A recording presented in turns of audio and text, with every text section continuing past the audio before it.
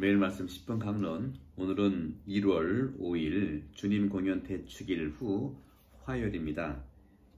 마르코 복음 6장 34절에서 44절의 말씀입니다. 그때 예수님께서는 많은 군중을 보시고 가엾은 마음이 드셨다.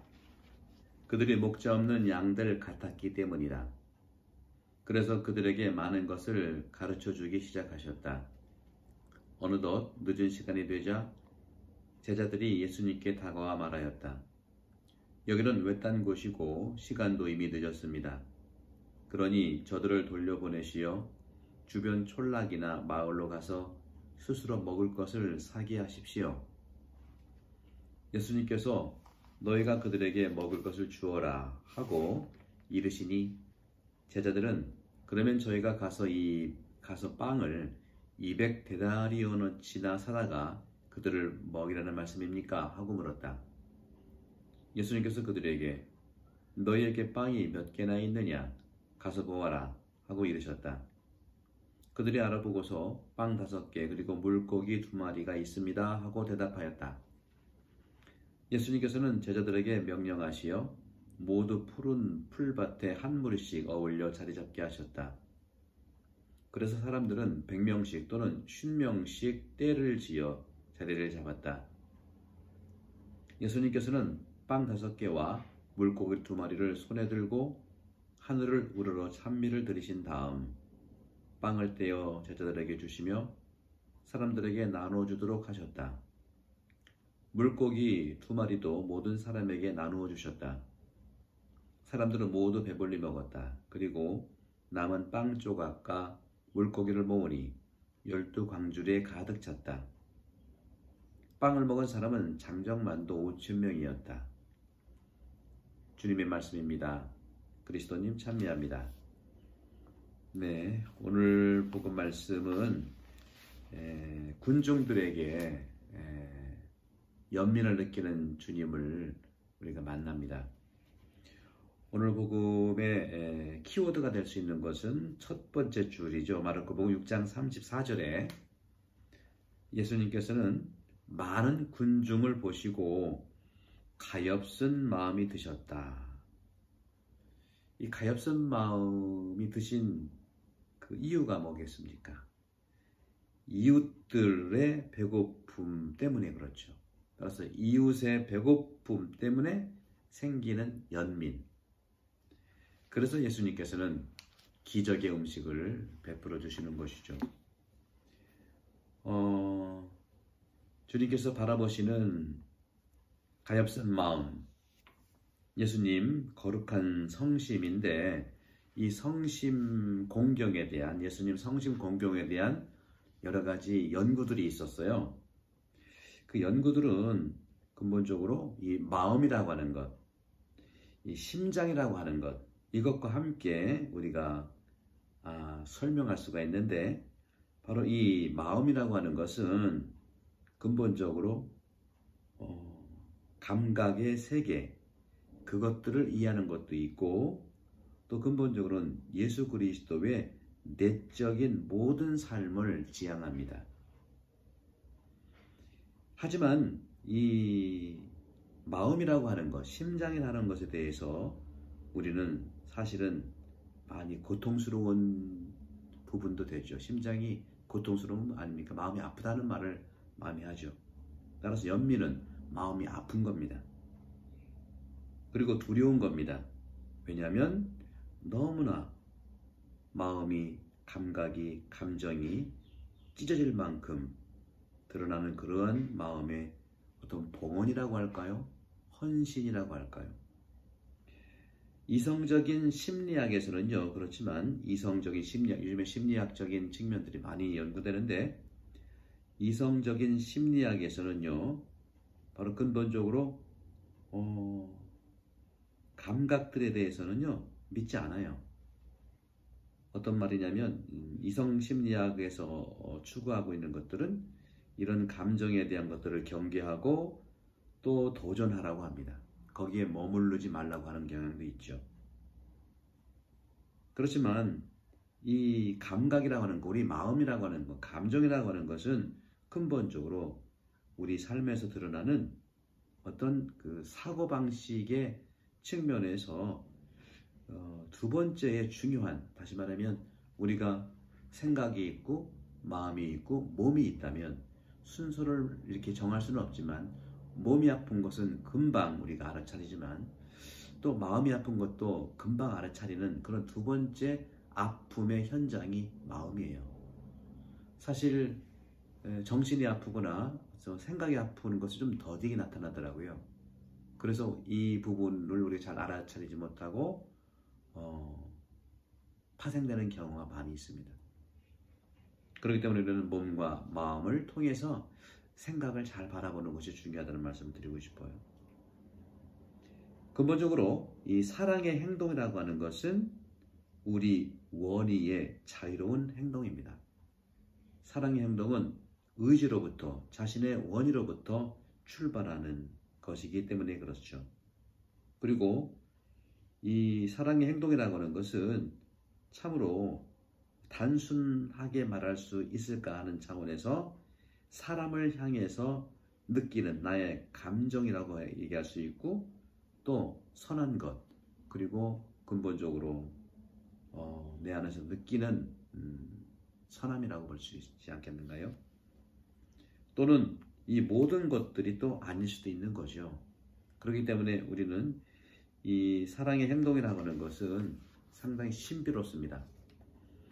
솔로비오프라고 하는 러시아의 위대한 사상가 그리고 신학자이면서도 우주론가인데요. 이 솔로비오프가 이 연민에 대해서 연구를 많이 했습니다. 이 솔로비오프가 얘기하는 이 연민에 대한 확실성은 무엇이냐면 이웃을 향해서 연민의 감정을 느끼는 것, 그리고 사랑의 행동을 이해하도록 우리를 밀거나 당기는 겁니다. 사실 그러면 이 연민이라는 것은 뭘까요? 연민은 양심의 목소리입니다.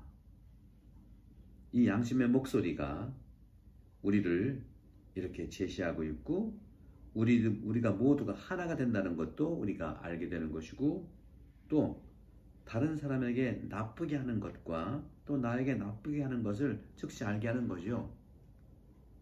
그렇기 때문에 사람들에게 가장 큰 연민은 바로 예수 그리스도께서 느꼈던 것입니다. 예수 그리스도께서 느꼈던 것이 바로 큰 인간을 위한 연민이죠.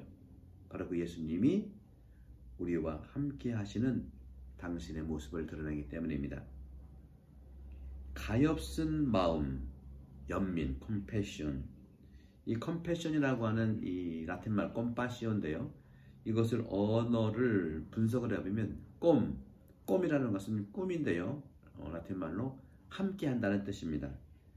패션이라고 하는 것은 바로 가엾은 마음이지 않겠어요? 이 가엾은 마음을 함께 하는 것이 연민이에요. 콤파시오, 컴패션. 바로 이 연민이라고 하는 것은 하느님과 비슷하게 되는 마음입니다. 이처럼 연민은 아름다운 말이죠.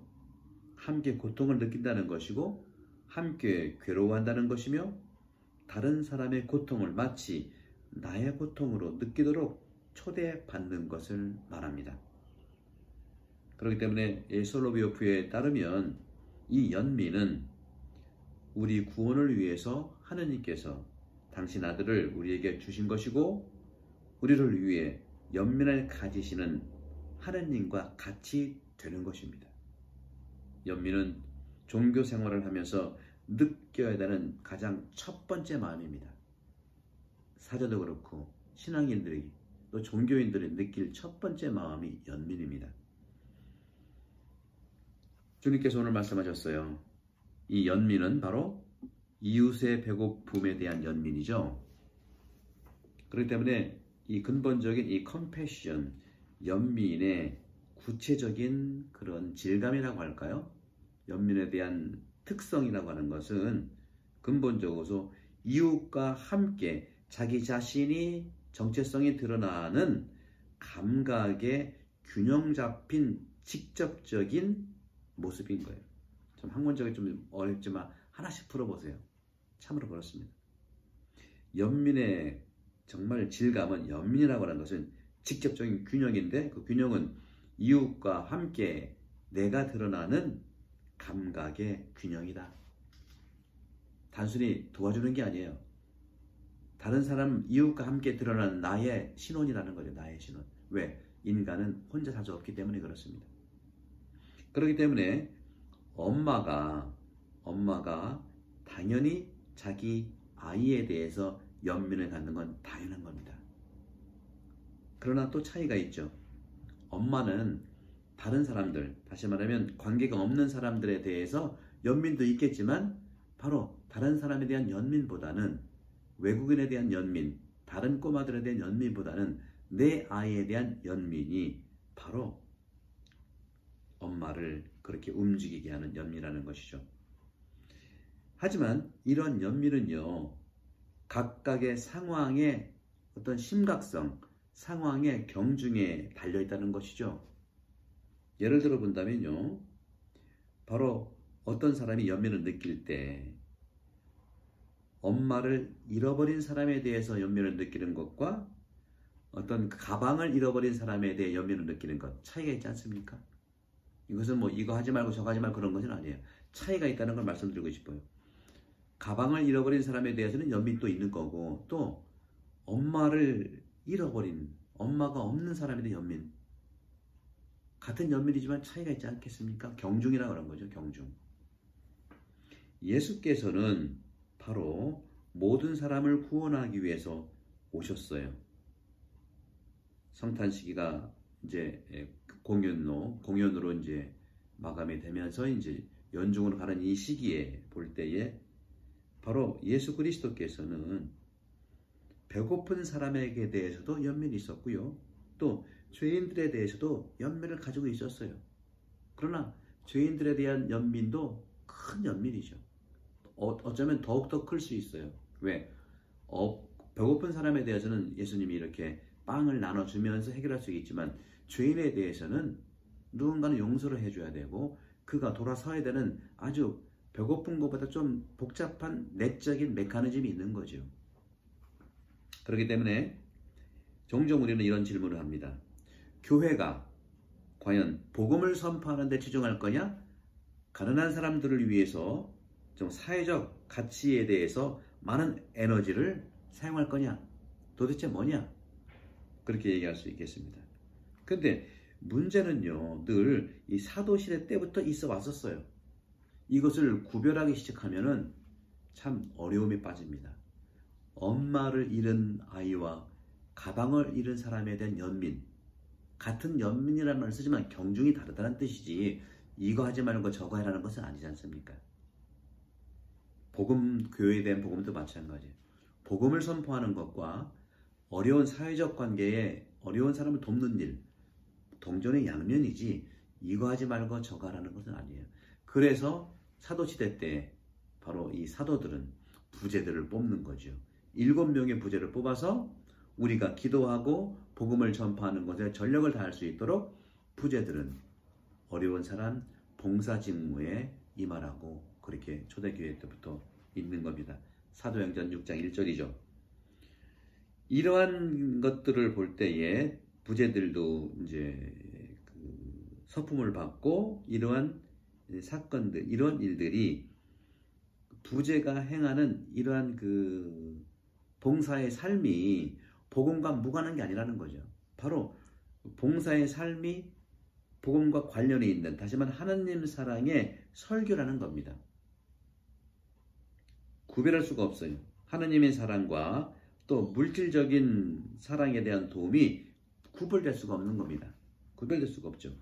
이런 점에서 간디는 이렇게 말했습니다. 간디는 바로 어떻게 말했냐? 한 조각의 빵을 먹을 때만이 말씀의 아름다움도 배고픈 자는 이해할 수 있다. 그 배고픈 자한테 빵 한 조각을 주면서 말씀을 나눠야지, 빵은 안 주면서 말씀을 나눈다면 그 말씀이 아름답겠습니까? 같이 가야 된다는 것이죠. 그래서 우리는 말씀의 전례와 성찬의 전례가 같이 가는 거예요. 그래서 우리는 인간은 근본적으로 대화하면서 밥 먹는 거예요. 이 두 가지, 언어와 음식, 성체성사고 이 두 개가 바로 우리를 살리는 기적이라는 것이죠. 균형이 필요합니다. 기적의 음식을 우리가 만들어서 살아가야 되겠죠. 그렇기 때문에 여기서 말하고 있는 기적이라고 하는 것은 상당히 실천적인 성격을 가지고 있어요. 히브리 사람들은요, 특히 광야에서 히브리 사람들은 상당히 배부르게 먹었는데 그것이 바로 그 기억이 있죠. 만나와 또 하늘에서 내려온 빵, 메추라기, 만나 많이 먹었고 이런 신적인 하느님의 개입으로 배부르게 됐다는 기억이 늘 가지고 있습니다. 그렇지만 오늘 복음은 이거와 다릅니다. 예수께서는 5개의 빵과 2개의 그 물고기로 구별을 하면서 바로 어떤 기적의 모습은 최소화하면서 구약과 같은 기적, 그것은 긴급 구호잖아요. 광야에서 집도 절도 없고 빵도 먹을 거 없으니까 긴급 구호를 한 거지만 예수님이 오늘 한 오병이어의 기적은 긴급 구호가 아니라 나눔의 기적이라는 거죠. 나눔의 기적. 이것은 저는 어떻게 보면 긴급 구호와 생활 나눔? 네, 생활 나눔. 생활 기적? 네. 긴급 구호와 생활 기적? 이렇게 얘기할 수 있지 않겠는가. 그렇기 때문에 매일의 일상생활에서 더욱더 이러한 모습들이 가까이 있다는 것이죠. 그런 점에서 바로 우리가 어떤 그 측면에서 오늘날의 오늘 복음의 기적들이 늘 본받아야 되고 실행되어야 된다는 말씀 드리고 싶어요. 따라서 우리가 바로 희생으로 절약한 것들, 물건이든 돈이든 빵이든 그런 것들을 우리는 다른 사람에게 줄 수 있는 것이죠. 그렇죠? 그러니까 다른 사람에게만이 있어야 됐던 것이 이제는 둘에게도 필요하다는 겁니다. 충분하다는 겁니다. 혼자만 먹을 것에 대해서는 이제 혼자 먹을 것을 둘이 먹자는 거예요. 오늘 복음은 간단하게 얘기하면 나 혼자 먹는 것을 같이 먹자는 거, 둘이 먹자는 거예요. 우리 옛날 말에 콩 한 쪽도 나눠 먹자는 말이 있잖아요. 그럴 때 콩 한 쪽이 대단히 많은 12강주가 된다는 말입니다. 이런 점에서 우리는 오늘날 세계에 있어서 오늘날 세계의 가장 큰 문제 중에 하나가 바로 배불리 먹는 사람들과 배불리 못 먹는 사람들의 불균형이라는 거죠. 다른 측면에서도 역시 마찬가지죠.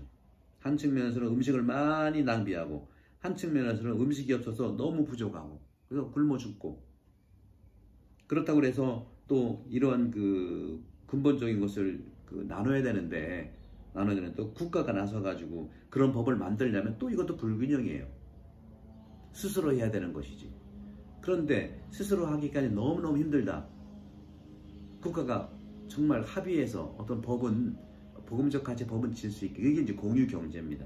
요즘에 많이 얘기하는 에코 이코노미, 공유 경제. 공유 경제를 통해서 사실은 많이 이렇게 성장한 기업도 있죠. 그런 점에서 우리가 국가에서만 이것을 할 것이냐 하는 문제는 다른 문제라고 보면서 또 그렇게 된다면 강제를 하는 것도 또 하나 불균형이라는 말씀드리고 그럼 뭡니까? 바로 오늘과 같은 기적이 필요하다는 겁니다.